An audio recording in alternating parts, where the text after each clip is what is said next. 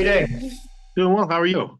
Yeah, really good, thanks. I'm sure you've heard this a lot over recent months. I absolutely loved this movie. Absolutely loved it. Thank you so much. I've just been very careful. I don't want to use the same words all the publishers use. I don't want to call it urgent or raw or anything. I think it's brilliant.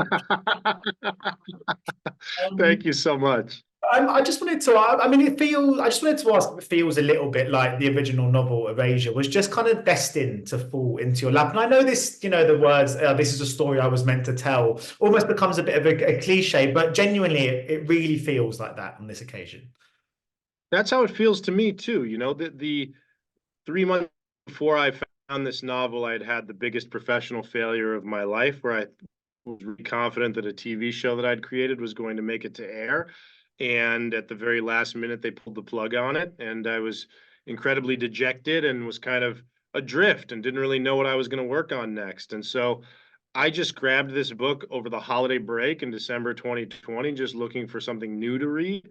And immediately I felt creatively inspired again. It really did, and the reason I felt creatively inspired is because the protagonist of the novel, Monk, his life really resembled my life, particularly at that moment in time. And I empathized with him so deeply. Within 50 pages, I knew that I wanted to adapt it into a screenplay. And then within 100 pages, I started thinking about maybe I want to direct this for my directorial debut.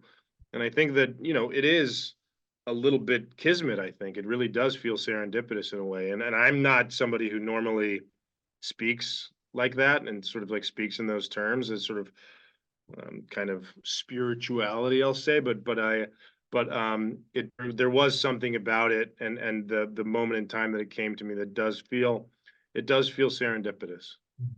I'm interested in how far kind of Percival's kind of involvement went. I mean, I've spoken to lots of authors in the past. I know they're very protective over their work, as they should be. So I'm just wondering, Yeah. bringing his work to screen, how did you kind of pitch your vision? So I'm assuming he only wanted it in the right hands. Yeah, so the thing that made me nervous about talking to Percival at first was that I'd heard that he had turned people down in the past, specifically for this book, but other stuff as well. And so I was terrified that I was going to get on the phone with him and annoy him or insult him in some way, and he was going to walk. But he just asked to speak to me for about a half an hour. So we talked on the phone for about a half an hour. He asked me some questions about myself, and then he asked me questions about my intentions with the book. He said, "Who are you thinking about casting? What's the tone you think you're going for?" After that call, I found out later that day that he was going to give me the rights for free for 6 months, and said, go write a script, and if anything comes of it, you can pay me when you sell it. And Percival and I have since become pretty good friends, and I asked him not long ago what about me he saw that sort of allowed him to believe in me and trust me enough with the novel. And he said, I think that you understood the spirit of the work, that you understood what I was trying to do with the book in the first place. And that to me was just the most tremendous compliment. And Percival never really had any creative input, but he did just give me, before he signed off on the script or on before he signed off on selling me the rights to the book, he read the script, which was a nerve-wracking 48 hours while I waited for him to read the script and give me the go-ahead. And then he saw an early cut of the film when we were still in post on it. And then, of course, he saw the completed film. And he's never sort of like had any creative input, but he's been just a huge supporter and enthusiastic about the project all along the way, which I think is probably the best case scenario for adapting somebody's work. Yeah. I mean, of course, not every scene in the movie it did come from the book. You had that creative license. I know the scene with Centura when they're on their kind of lunch break when they're at the judging panel. I mean, I thought that scene was so well judged, and when they have that kind of moment, how important do you think that moment is to the film, and what made you want to include that kind of encounter? Because it feels like an essential piece to the whole sort of overall jigsaw, I suppose.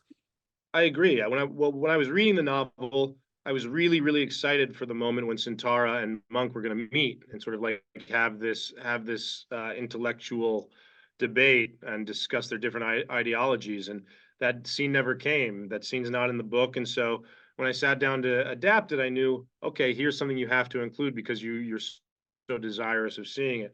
And what I found really important about that scene to the film is that I never wanted to make a movie that felt like it was policing blackness or policing black art and saying, this is the right way to be a black person, this is the wrong way to be a black person.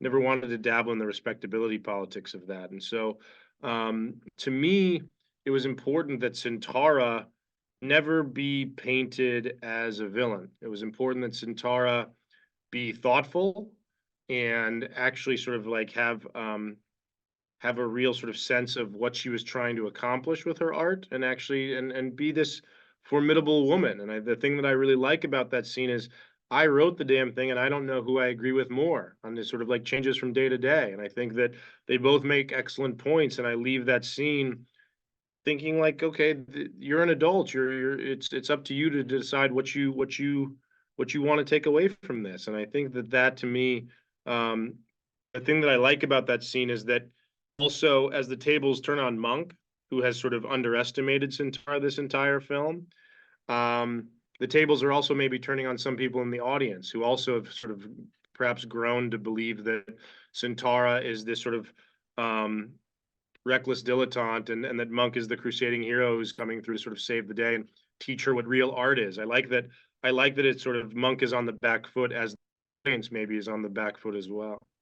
Yeah, I think it's incredible how the story manages to be told through the eyes of a kind of judgmental protagonist, and yet maintains an incredibly non-judgmental outlook the whole way through, which is an incredible feat, really. But I mean, something I also enjoyed was this idea that I thought the book, it sounded quite, as in the book fuck. I mean, it sounded quite good at times. I mean, because Monk is a very talented writer, and the scene where they act it out as he's kind of conjuring it up, you do sit there and think, this actually sounds like it might be quite good. I'm interested in what the idea was there, because it's so easy to make it bad. But I love the idea of you kind of playing with this kind of idea that it could actually be a decent read.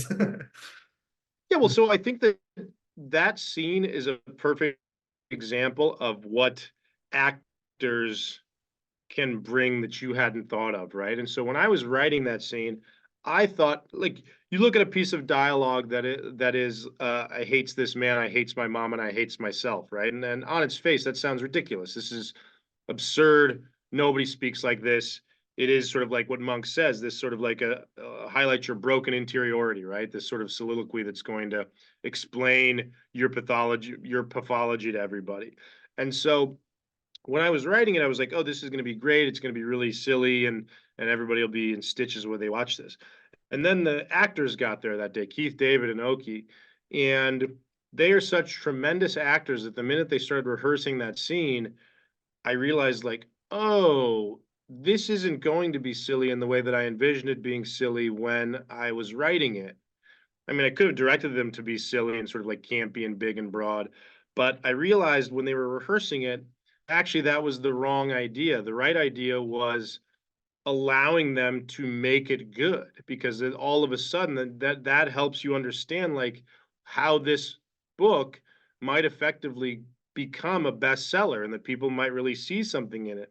And to your point, Monk is a great writer, and also you can see that Monk is perhaps exercising some demons in this scene, right? Was because you know that Monk has his own issues with his father, and here's a scene in which one of Monk's characters commits patricide and kills this father figure that he loathes. And so, as much as Monk tries to distance himself from this work and say like, well, this is stupid and intentionally bad, I think that he couldn't help but sort of like put some of his real self in there, and sort of, I think that belies the idea that he actually looks at this as being a meaningless drivel.